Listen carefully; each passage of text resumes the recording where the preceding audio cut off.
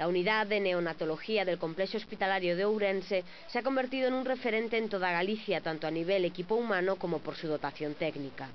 Este complejo hospitalario está orgulloso de su unidad de neonatología, una unidad que lleva muchísimos años funcionando excelentemente, que es capaz de atender a los neonatos con los mayores estándares de calidad posibles y que además es una unidad de referencia de hospitales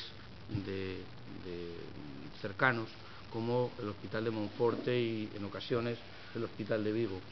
Ahora han organizado unas jornadas a las que llaman diálogos y cuyo principal atractivo será la presencia del reconocido especialista Augusto Sola. Se pretende que haya un diálogo que trataremos de estimular para que él nos cuente, nos diga los últimos avances que se están realizando tanto en el aspecto diagnóstico como terapéutico de la patología neonatal y al mismo tiempo que nosotros podamos preguntarle pues aquello que nos inquieta o contarle pues nuestras experiencias. La idea que se persigue es que esta propuesta se convierta en una cita periódica en Ourense. De cara al futuro, en este servicio del complejo hospitalario, se está pensando en nuevas propuestas, como ampliar el seguimiento de los casos de prematuros hasta incluso la escolarización, y esto a nivel Galicia, o fomentar el contacto del bebé con la madre. Cuando nace un prematuro hay tristeza, hay incertidumbre porque no se sabe qué va a pasar con ese prematuro, entonces cambia radicalmente todo.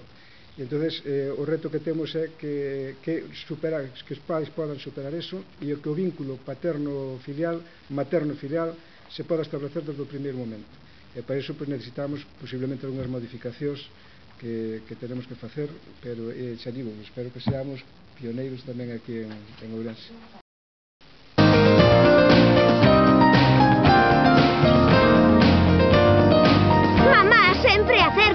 Para min acertar é fácil. Sempre elixo Abril. O meu aceite de oliva de confianza. Garantía de sabor e calidade. Abril leva a alegría ao meu fogar. Acerta sempre con Abril.